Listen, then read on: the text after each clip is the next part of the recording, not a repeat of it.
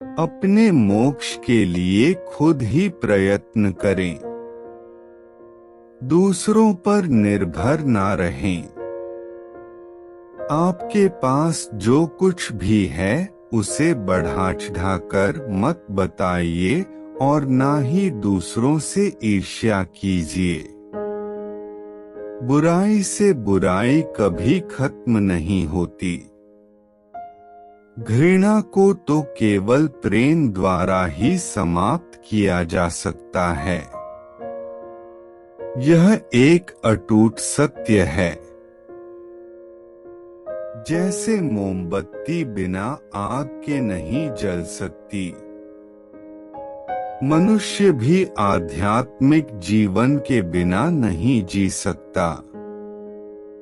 क्रोध को पाले रखना गर्म कोयले को किसी और पर फेंकने की नीयत से पकड़े रहने के समान है। इसमें आप ही जलते हैं। इंसान की बुराई होनी चाहिए ताकि अच्छाई उसके ऊपर अपनी पवित्रता साबित कर सके। इस दुनिया में कोई गरीब नहीं। एक समय की बात है, भगवान गौतम बुद्ध एक गांव में धर्म सभा को संबोधित कर रहे थे। लोग अपनी विभिन्न परेशानियों को लेकर उनके पास जाते और उसका हल लेकर खुशी खुशी वहां से लौटते। उसी गांव के सड़क के किनारे एक गरीब व्यक्ति बैठा रहता तथा महात्मा बुद्ध के उपदेश शिविर में आने जाने वाले लोगों को बड़े ध्यान से देखता। उसे बड़ा आश्चर्य होता कि लोग अंदर तो बड़े दुखी चेहरे लेकर जाते हैं, लेकिन जब वापस आते हैं तो बड़े खुश और प्रसन्न दिखाई देते हैं।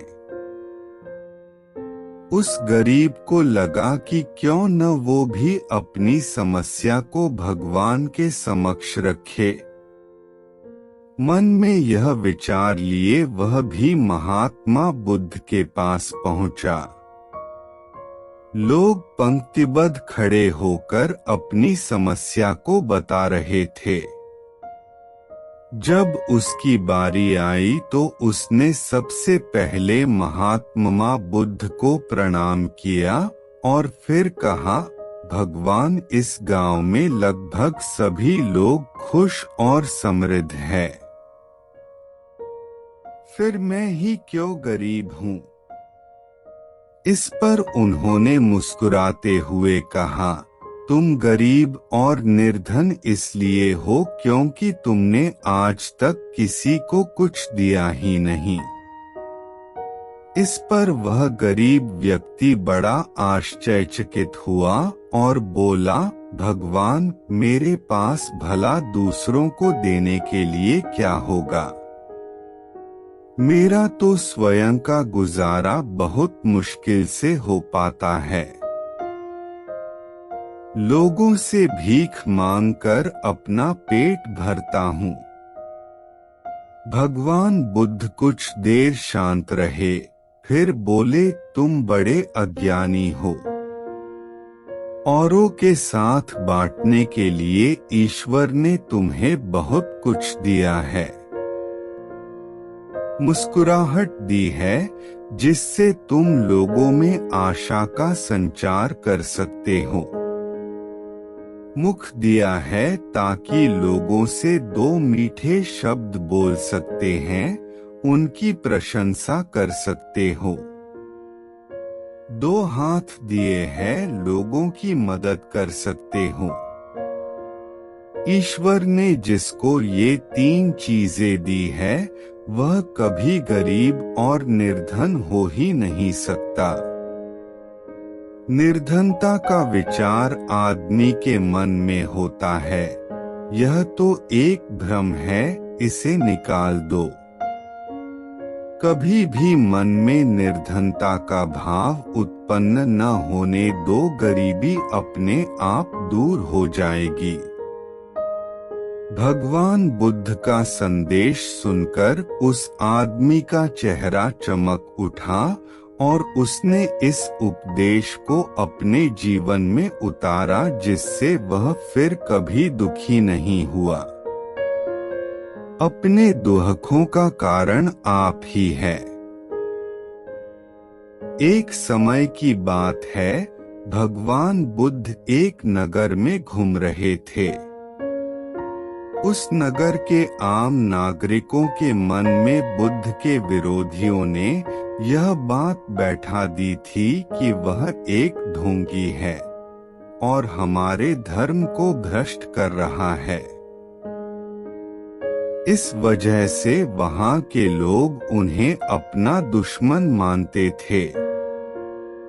जब नगर के लोगों ने बुद्ध को देखा तो उन्हें भला बुरा कहने लगे और बदुआएं देने लगे। गौतम बुद्ध नगर के लोगों की उलाहने शांति से बिना बोलने सुनते रहे, लेकिन जब नगर के लोग उन्हें बोलते बोलते थक गए तो महात्मा बुद्ध बोले, क्षमा चाहता हूँ, लेकिन अगर आप लोगों की बातें खत्म हो गई है तो मैं यहाँ जाऊं।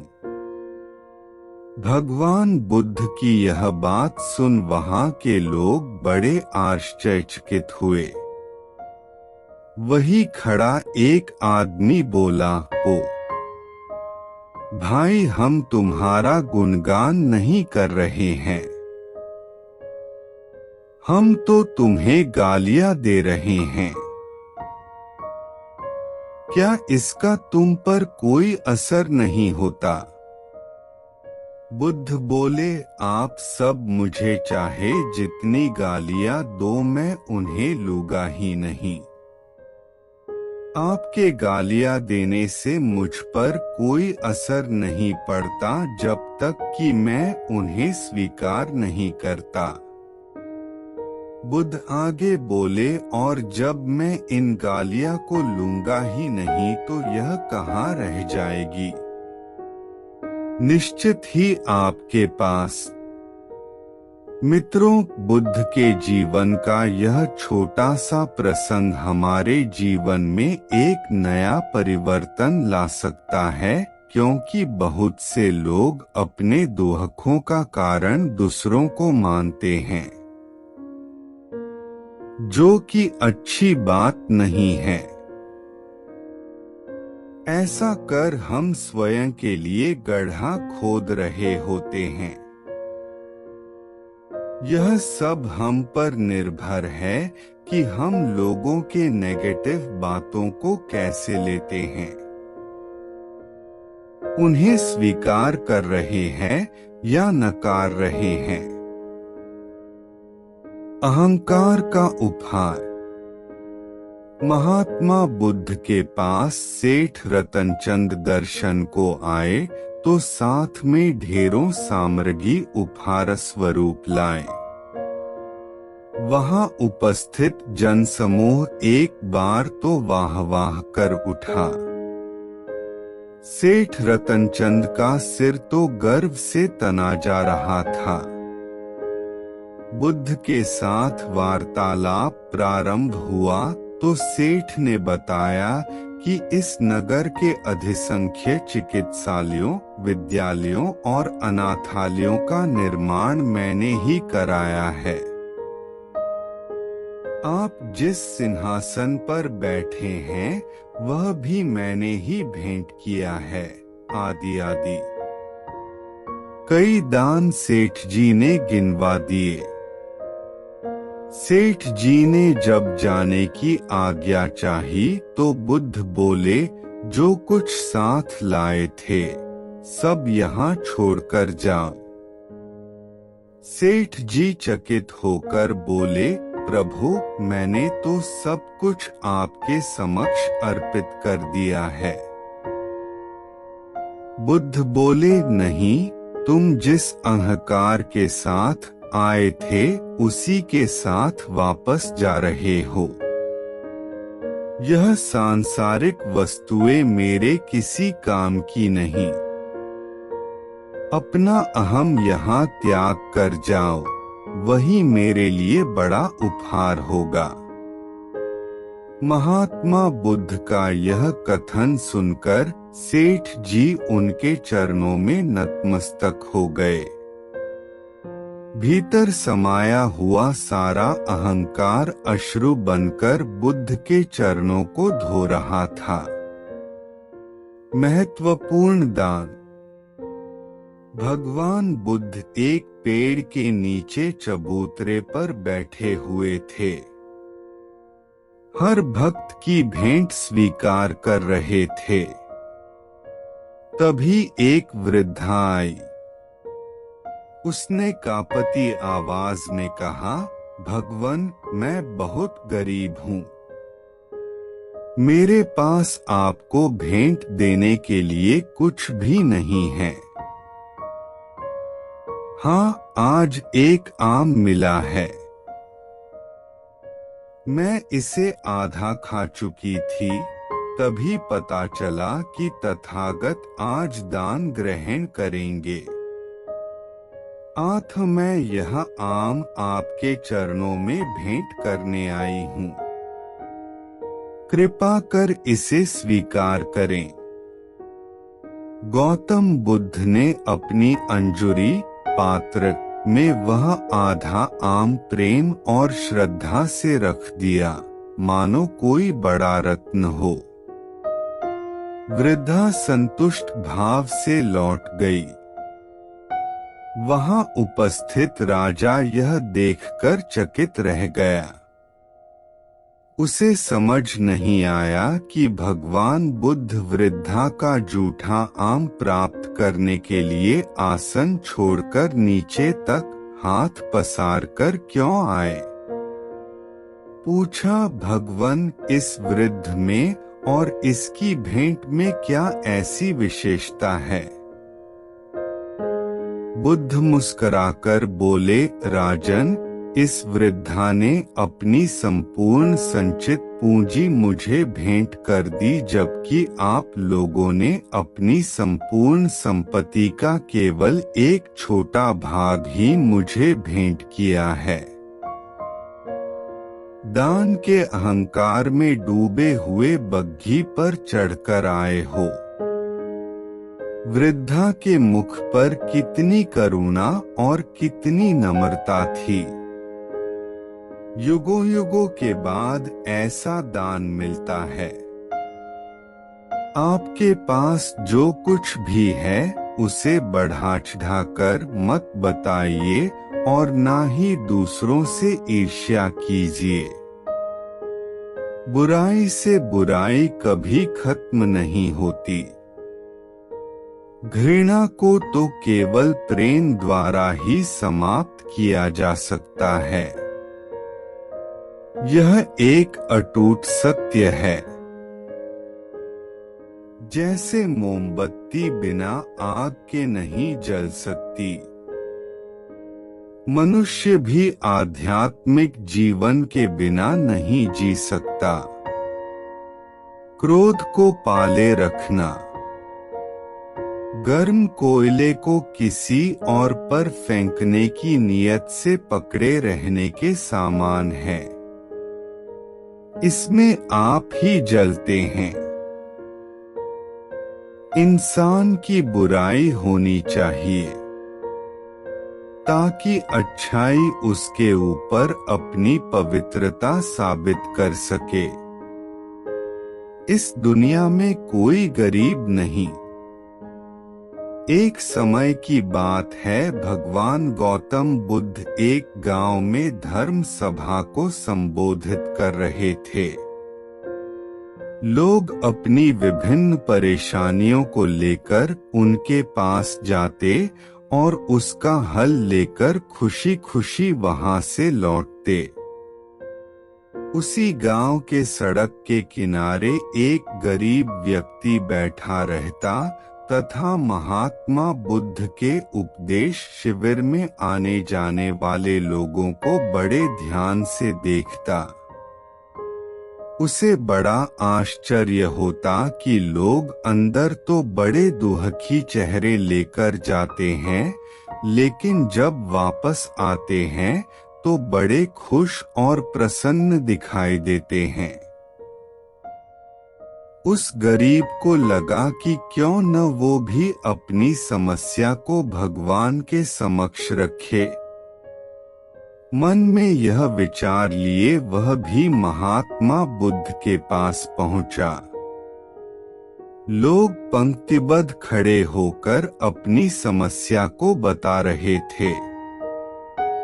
जब उसकी बारी आई तो उसने सबसे पहले महात्मा बुद्ध को प्रणाम किया और फिर कहा, भगवान, इस गांव में लगभग सभी लोग खुश और समृद्ध हैं। फिर मैं ही क्यों गरीब हूँ? इस पर उन्होंने मुस्कुराते हुए कहा, तुम गरीब और निर्धन इसलिए हो क्योंकि तुमने आज तक किसी को कुछ दिया ही नहीं। इस पर वह गरीब व्यक्ति बड़ा आश्चर्यचकित हुआ और बोला, भगवान, मेरे पास भला दूसरों को देने के लिए क्या होगा? मेरा तो स्वयं का गुजारा बहुत मुश्किल से हो पाता है। लोगों से भीख मांगकर अपना पेट भरता हूँ। भगवान बुद्ध कुछ देर शांत रहे, फिर बोले, तुम बड़े अज्ञानी हो। औरों के साथ बांटने के लिए ईश्वर ने तुम्हें बहुत कुछ दिया है। मुस्कुराहट दी है जिससे तुम लोगों में आशा का संचार कर सकते हो। मुख दिया है ताकि लोगों से दो मीठे शब्द बोल सकते हैं, उनकी प्रशंसा कर सकते हो। दो हाथ दिए हैं, लोगों की मदद कर सकते हो।